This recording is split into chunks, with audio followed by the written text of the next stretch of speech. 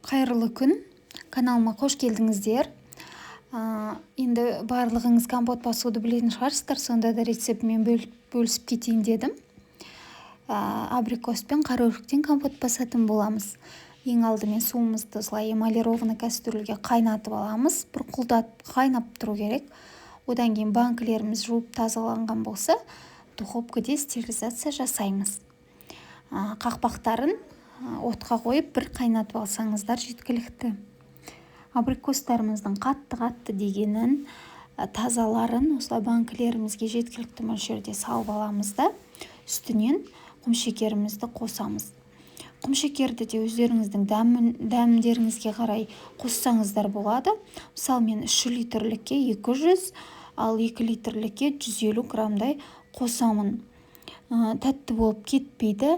Ал егер тәтті болып кетті десеңіздер, қысты күні қайнақ су қосып ішсеңіздер болады.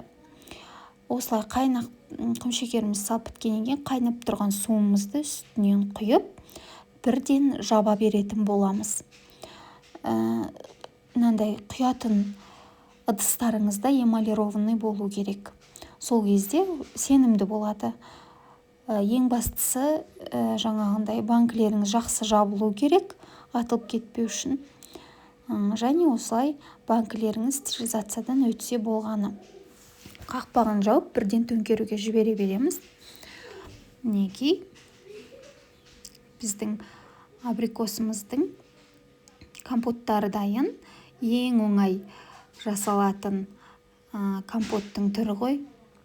Сондықтан да осылай жасап, абрикос, өрік болса, қысқа сақтауға жібере берсеңіздер болады. Абрикосымызды осылай төңкеріп қойдық. Одан кейін бізде қара өрігіміз.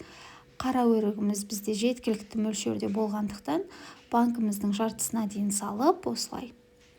Оны да үстінен құмшекер салып, қақпағын бірден жауып, оны да қысқа сақтауға жібере береміз. Ең бастысы, өрігіміз жақсы жуылса, жаңағындай банкіміз стерилизациядан өтсе, ешқандай бір атылу болмайды. Дәмі де өте керемет қара өріктің, сондықтан жасап көріңіздер. Ең оңай рецепт. Банкілеріңіздің қақпағы жақсы жабылса болғаны. Егер рецептім ұнап жатса, каналымды қолдап, бір қазақша рецепттерімді қолдап кетіңіздер. Лайк басып, комментарий қалдырып, тіпті тіркеліп кетсеңіздер де қатты қуанар едім. Мінекей, банкілеріміздің жақсы жабылғанын, жабылмағанын осылай қақпақтарыңыздың астына қолдарыңызды қойсаңыздар, мінекей белгілі болады. Су ақпай тұрған болса, онда жақсы жабылды деген сөз. Ал егер бірден су тамшылап, қолдарыңызға су білінетін болса, онда қайтадан жапқандарыңыз дұрыс болады. Одан кейін мен бұл менде бірінші рет болып тұр, микс жасап көрейін дедім. Қара өрікпен және лимон, апельсин, мята қосып. Және де бұл менде өте жақсы сақталды. Қыста ішіп көрген кезде жаңағындай дәмі де өте жақсы болды. Содан кейін сіздермен бөлісуді де жөн көрдім. Одан кейін мяталарыңыз ең бастысы свежі болса болғаны. Мінекей, бізде бұл да дайын болды. Және де осылай жауып, бұны да төңкеріп сақтай берсеңіздер болады. Қыста ішкенге өте жақсы, білесіздер, магазиннің соктарынан гөрі осы өзіміздің қолдан жасалған компоттарыңызды берсеңіздер балаларыңызға өте тамаша.